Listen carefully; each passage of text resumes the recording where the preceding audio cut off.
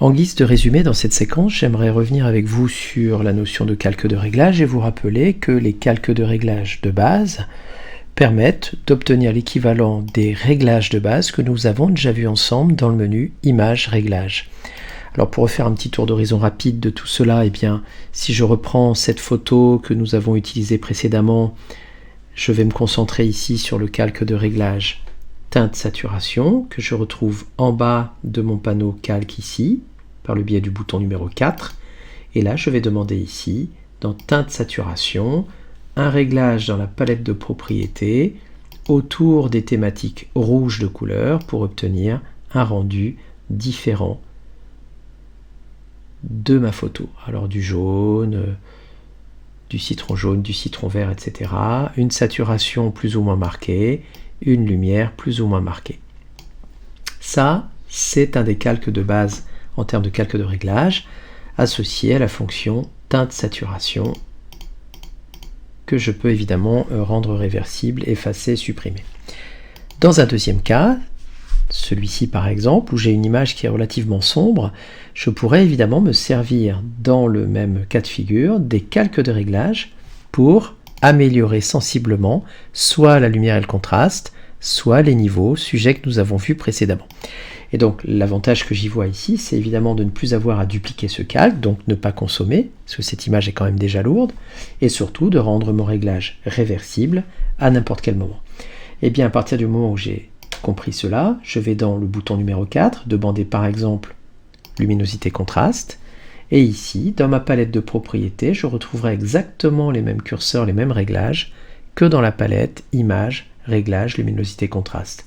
Je n'oublie pas de cocher cette option-là, qui, je vous le rappelle, évoque le fait qu'on va essayer de préserver la luminosité ambiante, la luminosité de départ, et là, je vais pouvoir jouer sur les contrastes, les lumières, et essayer d'obtenir finalement un rendu qui me paraisse un petit peu plus intéressant dans ce visuel-là.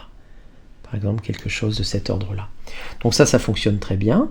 Et évidemment, ce qui pourrait être aussi intéressant, c'est de pouvoir se dire, alors, on a fait un réglage de luminosité contraste, ce qui nous permet d'obtenir un rendu peut-être un peu plus intéressant.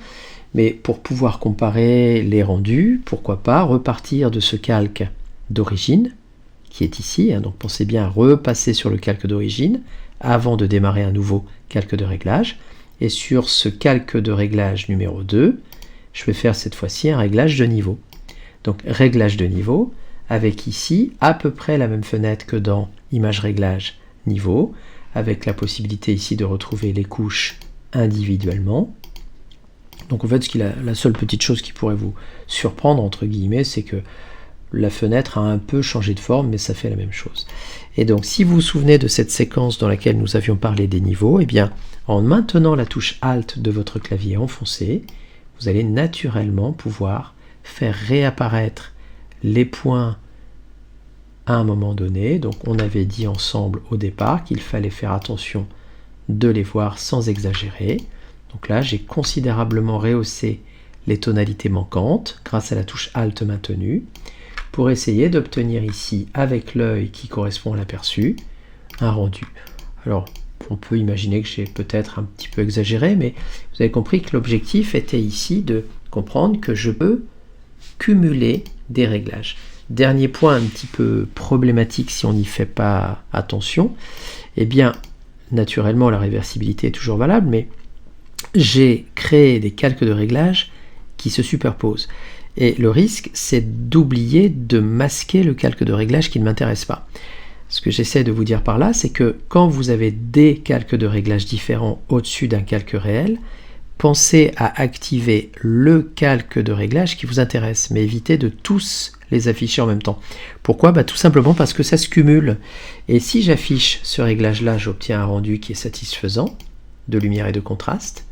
Mais si je souhaite afficher aussi le réglage de niveau, alors que je n'ai pas encore masqué le réglage de luminosité contraste, ça va me donner la sensation d'un réglage beaucoup trop marqué. Alors, ça pourrait être volontaire, c'est pas une obligation, je voulais simplement attirer votre attention sur le fait que certains réglages ne vont pas être compatibles.